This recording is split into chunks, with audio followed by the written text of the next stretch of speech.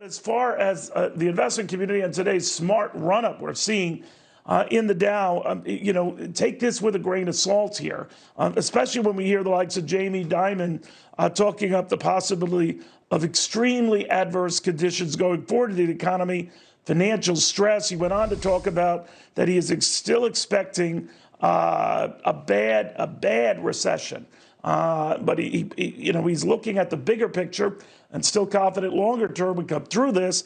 I want to get the read on all of that from a fellow who follows all of this very, very closely. Jeff Korzenik is the Fifth Third Bank Chief Investment Strategist. Joins us right now. Jeff, you get two very different views from the investment bank crowd. Jamie Dimon, who's cautious but sees a severe recession coming. Morgan Stanley thinks that we might be through, or which thinks we might be through the worst of it. Where are you on this? Well, we put out a piece a few weeks ago called Nasty, Brutish, and Short, which is our assessment of what we can expect.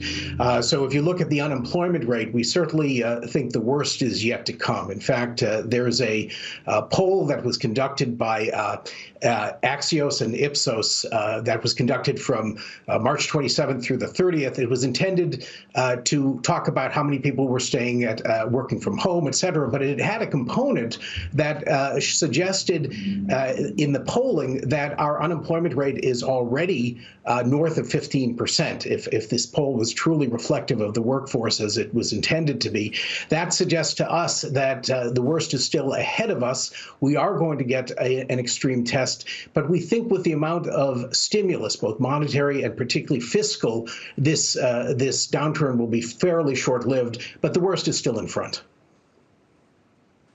When I look at a lot of the data that we get, Jeff, everyone has factored in the awful numbers, the 10 million plus jobs lost, that it could climb exponentially, factory activity ground to a halt, retail sales ground to a halt, all of that. The one thing that was interesting to me, the markets did respond to this slightly better than expected report and the number of deaths in New York.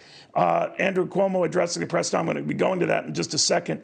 But one of the things that was noted is that on Sunday, we had 594 deaths reported.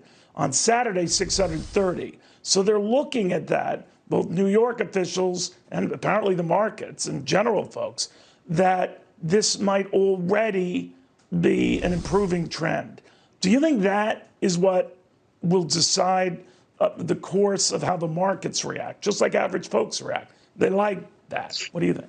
Yeah, I think we'll get an immediate reaction when people realize that there is a peak in New York. If it's occurring now, suggests that the national peak will be probably about 2 weeks out.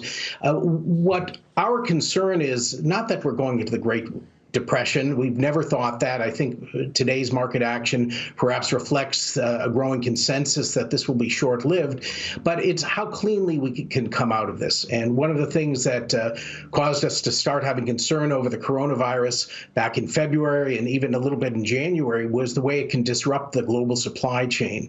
So the U.S. may be ready to come out of this, but the supply chain may take some time to recover. Not just China, of course, is ahead of us, but think of what's going on in Europe. All of this, I think, will make for a little bit of a choppier economic exit, but that doesn't mean that the markets have to be choppy coming out. Markets are, of course, forward-looking and can start looking out even to 2021 earnings, let alone what's going on in the short term. All right, Jeff, we shall see. Thank you very much.